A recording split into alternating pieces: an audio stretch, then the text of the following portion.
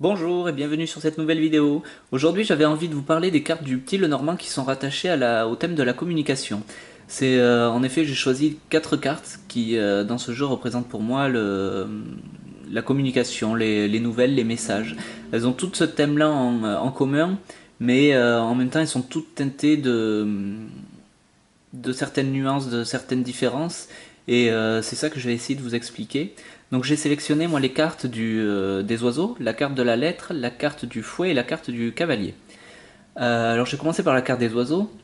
Là on serait sur une communication qui est bien sûr orale, c'est une communication qui va s'entendre. Ça peut être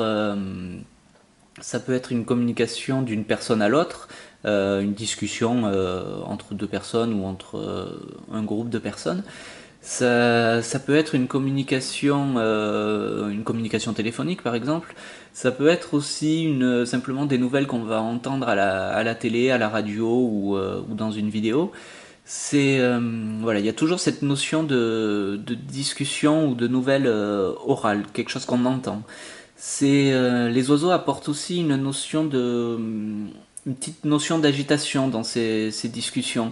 C'est pas une agitation violente, mais ça peut être quelque chose d'un petit peu stressant. Par exemple, c'est une carte qui va sortir qui peut sortir pour des entretiens d'embauche et qui va symboliser donc cet entretien avec une petite part de stress. Mais c'est toujours quelque chose d'assez passager, de très volatile. Euh, c'est aussi une carte qui va parler, oui, de tout ce qui est communication, un petit peu, oui, du commérage en fait, hein. Voilà, ça va nous parler de commérage, de choses qui sont dites pas forcément agréables. Après, c'est les cartes qui vont être autour qui vont nous en dire plus sur vraiment ce qui est dit, sur le message de ce qui va être entendu. Donc voilà, pour la carte des oiseaux, la différence avec la carte de la lettre, là on va être sur une communication qui est écrite ou qui est lisible. Ça peut être une communication, une carte postale, une lettre qu'on va recevoir. Ça peut être aussi un simple post-it où il y a un message dessus. C'est toujours quelque chose qui va se lire. C'est des notes, c'est un article dans un journal par exemple. Donc voilà, c'est cette notion-là.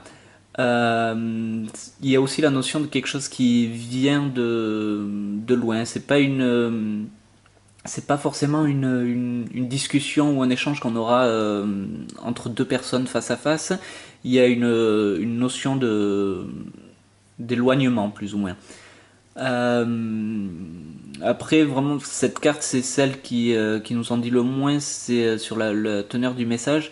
C'est là où il faudra regarder les cartes donc, qui seront autour pour savoir quelle est la teneur de ce message, s'il sera positif, s'il sera négatif,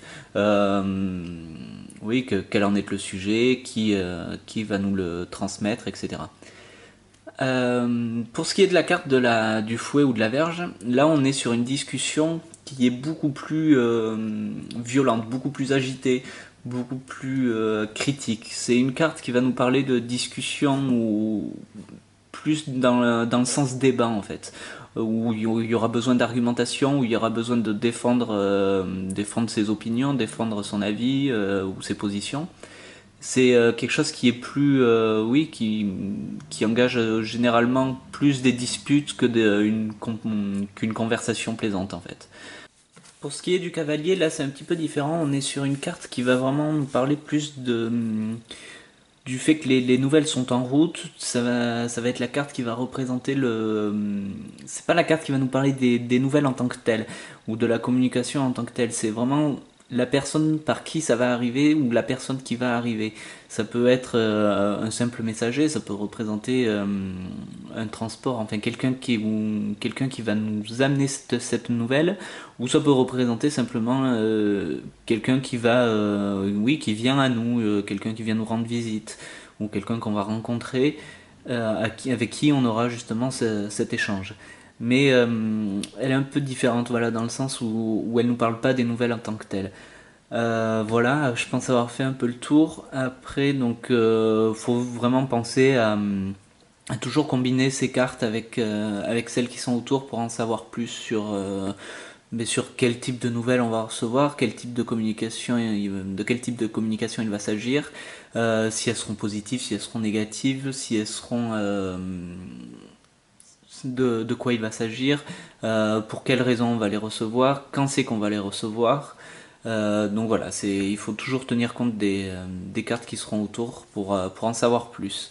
Voilà, je pense que je vous ai tout dit là-dessus. J'espère que ça pourra vous servir et je vous dis à bientôt pour une prochaine vidéo.